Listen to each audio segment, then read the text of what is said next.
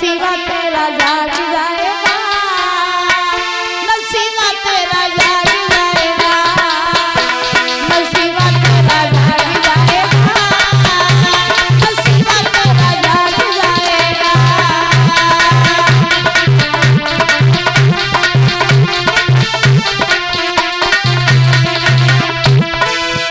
झूठी दुनिया से मन को हटा ले, झूठी दुनिया से मन को हटा ले, ध्यान मैया जी के चरणों में लगा ले।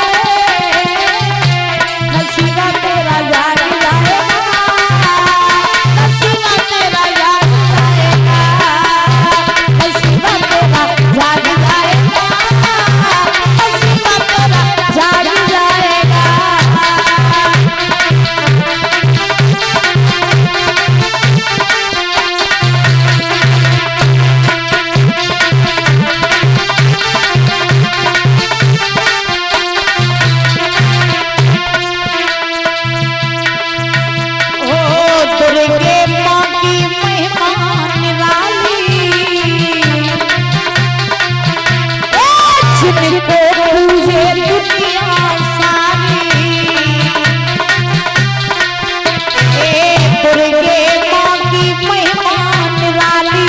जिनको पूजे दुनिया सारी, रूठी मैया को आज बना ले, रूठी मैया को आज बना ले, दुर्गा के चरणों में लगा ले।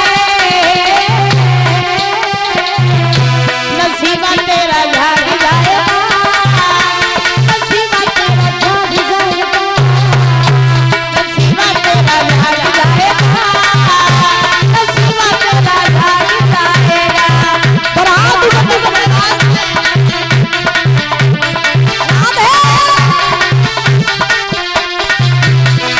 अरे माँ ओ पहले मैया तुम्हें मनाऊं,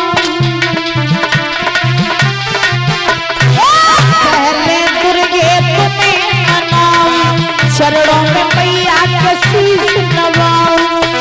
आके भूला ज्ञान बता दे, आके भूला ज्ञान बता दे, ध्यान मैया के चरणों में लगा ले। नसीबा तेरा, नसीबा तेरा जाग जाएगा। अम्मा बोलो कछु कहो, ले तुमने तो मुँह छिपाए लो अम्मा। बोला ताली बजाए, बोला ऊंचे ऊंचे करके सभी लोग प्रेम से। ए नसीबा तेरा जाग जाएगा, नसीबा तेरा जाग जाएगा।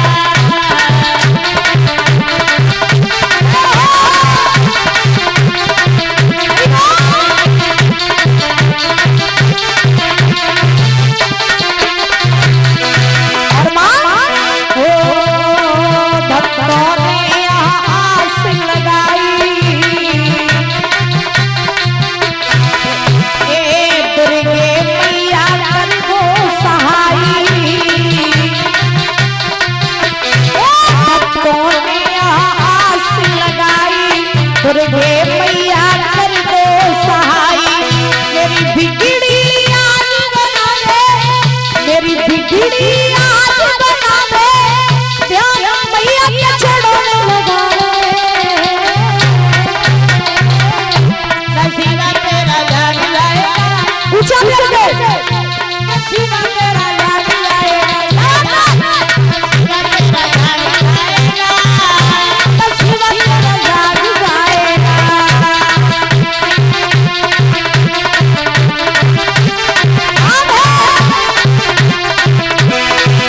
झूठी दुनिया से मन को हटा ले, झूठी दुनिया से मन को हटा ले, ध्यान मैया जी के चरणों में लगा ले।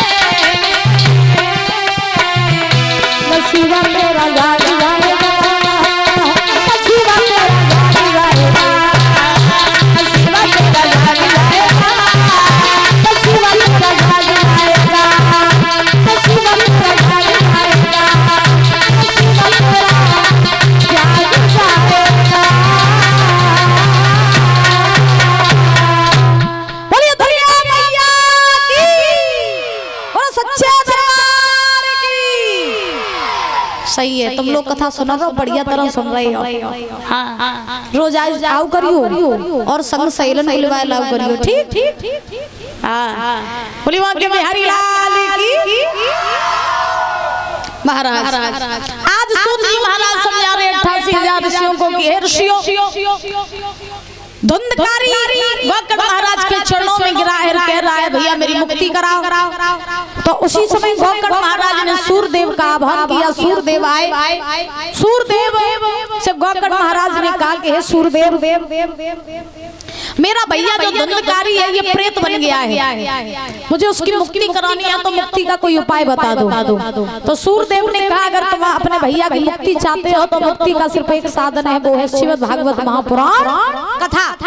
तुम अपने भैया को भागवत सुनाओ जा करके, और जब तुम अपने भैया को भागवत सुनाओगे तो उसकी मुक्ति हो जाएगी। तो गोकर्ण महाराज ने देरी नहीं की, धुंधकारी को साथ लिया। साथ लेकर के परीक्षित जी आज ये गोकर्ण महाराज सुंदर से स्थान पर जा पहुंचे। और स्थान पर जाने के बाद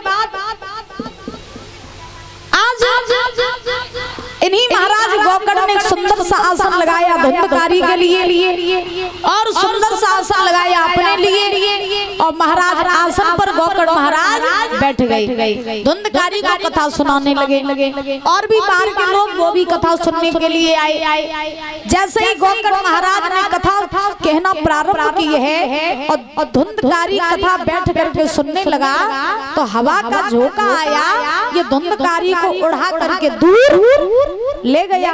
क्यों? क्योंकि ये प्रेत जो होते हैं ना परीक्षा जी, ये एक जगह स्थायी नहीं होते। प्रेतों का काम है इधर उधर भटकते रहना। तो महाराज क्या हुआ कि धुंधकारी जो था वो हवा के झोंके से उड़ के दूर पहुंच गया। सूत जी महाराज समझा रहे हैं राज 88,000 ऋषियों कि महाराज धुंधकारी दूर पहुंच गया। गोकर्ण महाराज फिर पकड़ के ले आए, धुंधकारी को फिर आसन पर बैठाया, फिर कथा सुनाने लगे। गोकर्ण महाराज फिर जैसे ही कथा सुनाई, धुंधकारी फिर उड़ के दूर पहुंच गया। गोकर्ण महाराज परेशान हो गए, सोचने लगे बाजी हम इस धुंधकारी को बार बार कथा सुना रही है, बार बार उड़ के दूर पहुंच जाता है, फिर कथा बीच में भ्रम हो जाती है। ऐसे ये धुंधकारी ना कभी कथा सुन पाएगा, ना इसकी मुक्ति हो पाएगी, और न वो कथा हम पूरी कर पाएंगे।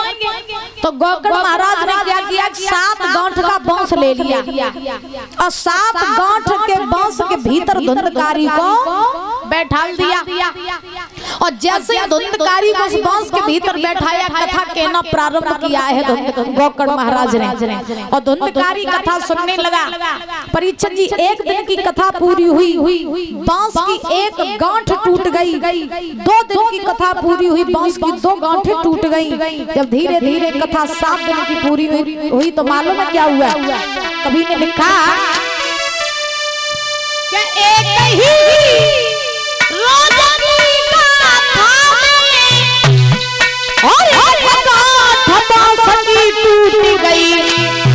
या यूं कहिए उतने ही में एक गांठ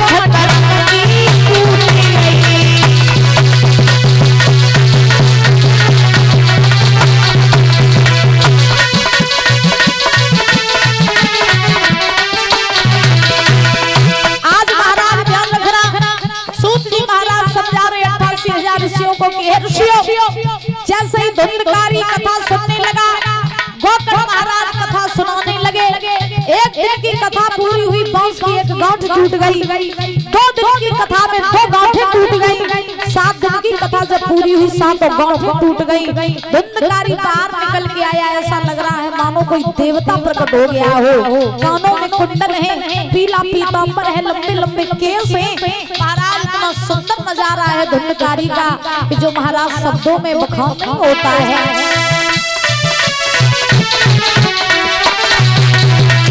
शिवा भैया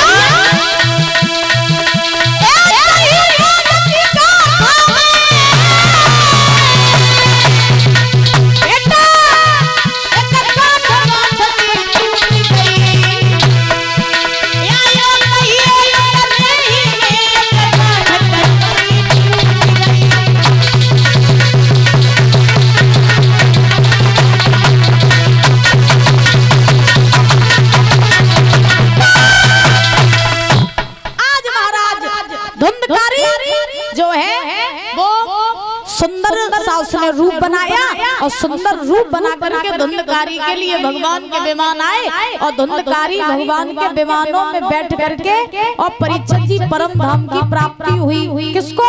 धुंधकारी को। बोली वृंदावन बिहारी लाल की, बोली धुंधकारी महाराज की, बोली गोकर्ण महाराज की, बोली श्री भागवत महापुराण की। आज ध्यान रखना, इस प्रकार से आज परीक्षित जी धुंधकारी को परम धाम की प्राप्ति हुई। अब धुंधकारी तो परम धाम को चला गया। गोकर्ण महाराज जो थे इन्होंने धुंधकारी को कथा सुनाई और परीक्षित जी अपने आसन से उठने लगे। अपने आसन पे उठ गए। ये गोकर्ण महाराज जैसे ही चलने लगे तो और गांव के लोग कथा सुनने काजे बैठे रहते। तो उन सबने गोकर्ण महाराज से कहा, बोले भैया थोड़ी देर बैठे रहो। गोकर्ण बोले क्यों? गांव वाले बोले जब बताओ आपने हमारे साथ तो भेदभाव किया है। गोकर्ण महाराज बोले कहीं हमने कौन सा भेदभाव कर दो।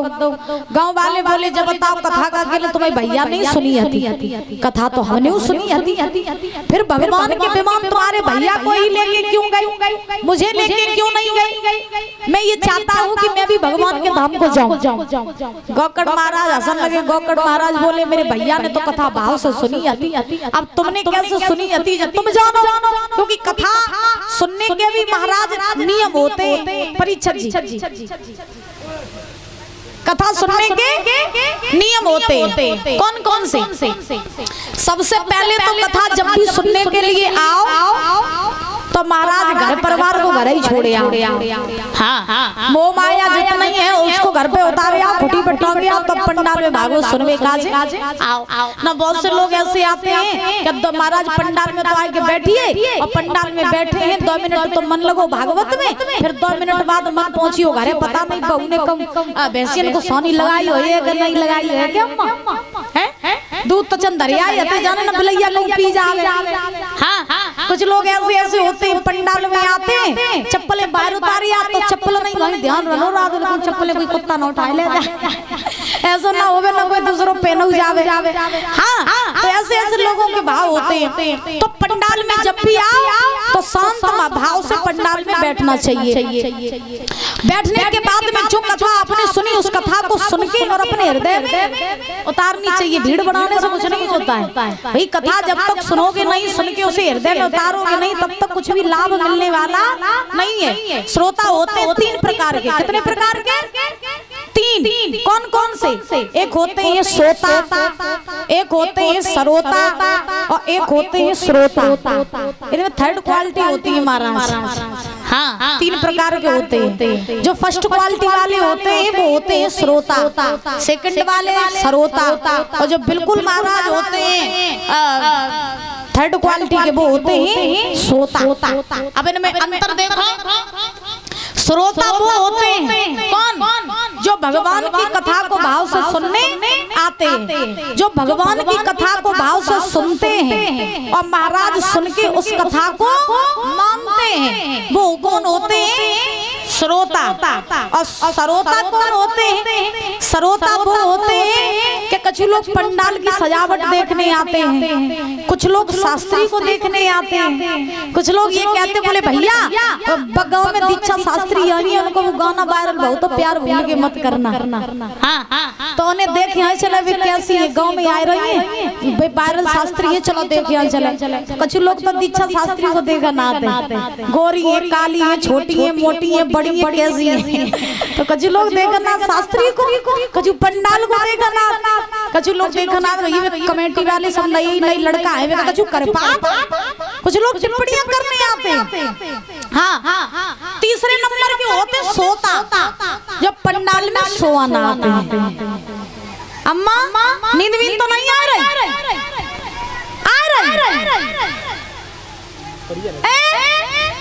बात हमारी बढ़िया लगी? ठीक, बड़ी लगो चाहिए। हाँ, तो महाराज आज ध्यान रखना 3rd क्वालिटी के कौन होते हैं? एक पति महाराज। एक पति महाराज, हेलो हेलो, एक पति महाराज, हेलो, कहाँ खो गए? कहाँ चले ले गए थे? सो गए थे?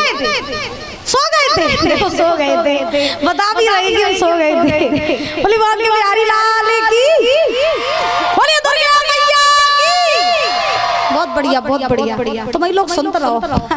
हाँ, तुम लोग सो जाओ तो आधा समय आ जाए। आज गौकर्ण महाराज ने गांव वालों से कहा, बोले श्रोता 3 प्रकार के होते हैं। अब पता नहीं तुमने कथा को क्या सुना। आज गौकर्ण महाराज ने इस प्रकार से धुंधकारी की मुक्ति कराई। गौकर्ण महाराज जो है ये महाराज भगवान के भजन में लीन हो गए। सूत जी महाराज 88,000 ऋषियों से कह रहे हैं कि हे ऋषियों, कहा जाता है भगवान की एक कथा, ऐसी कथा है कि आप जीवन में कितना भी पापी व्यक्ति क्यों ना हो, जिसने अपने जीवन में पाप किए हो, अधर्म किए हो, अत्याचार किए हो, अगर अंत में वो भगवान की शरण में आ जाता है तो उसके सारे पाप नष्ट हो जाते हैं। ये भागवत जो है ये मनुष्यों के पापों को नाश करने वाली भागवत है। याद रखो, भागवत का अर्थ क्या है? भा माने भक्ति, गा माने ज्ञान, बा माने वैराग, ता माने तपस्या। भागवत के 4 अक्षर परीक्षित जी महाराज कहते हैं ना कि भागवत अगर सुनोगे तो महाराज भागवत जब हम सुनेंगे तो हमारे मन में भक्ति जागृत हो जाएगी। अगर सच्चे श्रोता हो तो हम भागवत सुनेंगे तो सबसे पहले हमारे मन में क्या जागृत होगी? भक्ति। फिर भक्ति जब आएगी तो हमारे अंदर आएगा ज्ञान। ज्ञान कैसा? ज्ञान ऐसा कि परमात्मा के सिवा संसार में हमारा कोई नहीं, सब मतलब के रिश्ते नातेदार, सब मतलब के महाराज दोस्त, सब मतलब के व्यवहारी, सब मतलब के हितकारी। दुनिया में कोई किसी का नहीं है। अगर आप अपना गला काट के भी किसी के सामने रख दोगे ना तो भी महाराज लोग आपसे यही कहेंगे कि आपने हमारे लिए किया ही क्या है। आप सोचो, जो बाप जो माँ अपने बच्चों को बर्तन मांज करके दूसरों के घर पोछा लगा करके बच्चों को पढ़ाती है, बड़ा करती है, जो बाप सारी जिंदगी वजन ढोता है, खून पसीना बहाता है, अपने लड़कों को पढ़ाता है, जब वही बच्चे बड़े हो जाते हैं तो माँ बाप से क्या कहते हैं कि तुमने हमारे लिए किया ही किया है। जो बाप मर गया, खुद उसने बेचारे ने कभी चप्पल नई खरीद के नहीं पहन पाई, खुद टूटी चप्पल पहनी और तुम्हें नई चप्पल पहनाई, फिर तुम कह रहे हो कि तुमने हमारे लिए किया ही किया है। तो सोचो कितना कष्ट होता है। तो संसार में कोई किसी का नहीं है। ऐसा आएगा ज्ञान। ज्ञान जब आएगा तब आप चल के भीतर वैराग आ जाएगा। वैराग यानी जब आपको पता चल जाएगा कि दुनिया में हमारा कोई नहीं, तो संसार से दूर हट के आप परमात्मा में लीन हो जाएंगे। जब परमात्मा में आप लीन हो जाएंगे तब आपको तपस्या करने का मन होगा, तो आप खुद वो माया छोड़ के जंगल में भजन करने चले जाएंगे। आज के जमाने में देखो दादा, सीधी सी बात ये है कि न कोई तपस्या कर सकता है अम्मा, और न कोई घर परिवार छोड़ सकता है। लेकिन हाँ इतना जरूर है कि महाराज थोड़ा ना थोड़ा टाइम निकाल करके भजन करते रहो, भक्ति करते रहो, परमात्मा को याद करते रहो। अब भजन भी आज के कलयुग में भजन भी ढोंग हो गया है, भक्ति भी मजाक हो गई है। मंदिरों में लोग जाते हैं तो मंदिर में बाद में घुसे सबसे पहले सेल्फी लेने लगते हैं। दापरिचर जी महाराज सबसे पहले सेल्फी लेने लगते हैं। महाराज मंदिर में भगवान को भोग लगाइए तो सेल्फी लेंगे, मंदिर में अगरबत्ती लगाइए तो सेल्फी लेंगे, मंदिर में बाहर आइए तो सेल्फी लेंगे, घंटा बजाइए तो सेल्फी लेंगे। हाँ, क्योंकि बिना सेल्फी के तो कोई काम ही नहीं परीक्षा जी महाराज। तो कहने का भाव कि महाराज आज की दुनिया में पूजा पाठ भक्ति जितनी भी है ये सब मतलब के लिए फॉर्मेलिटी है महाराज, मनोरंजन है। देखते हैं लोग हाथ में माला ले लेते हैं, मुख से राम राम राम राम राम राम जपते रहते हैं, मुख से राम राम, और मन में क्या चल रहा हो कि अगर हमारी एक आंख फूटी तो पड़ोसी की दोनों फूट जाए, है ना? हाँ, बोली गोविंद को भगवान की। तो ये जमाना है। तो कथा भागवतें सुनते रहिए और अपना उद्धार कराते रहिए। बाबा गोस्वामी तुलसीदास जी कहते हैं महाराज कि कलयुग केवल और नाम आधार,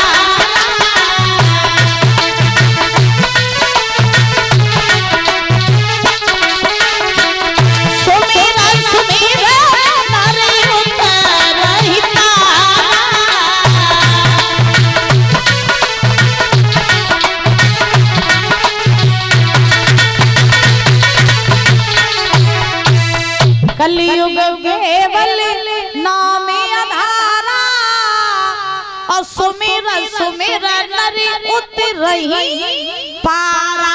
कलयुग सिर्फ कहने का है, इसमें सबसे खास बात तो एक ही है कि जो कोई भी मनुष्य भाव से एक बार नाम भगवान का ले लेगा, वो कितना भी बड़ा पापी क्यों ना हो, वो भी इस कलयुग से पार हो जाएगा।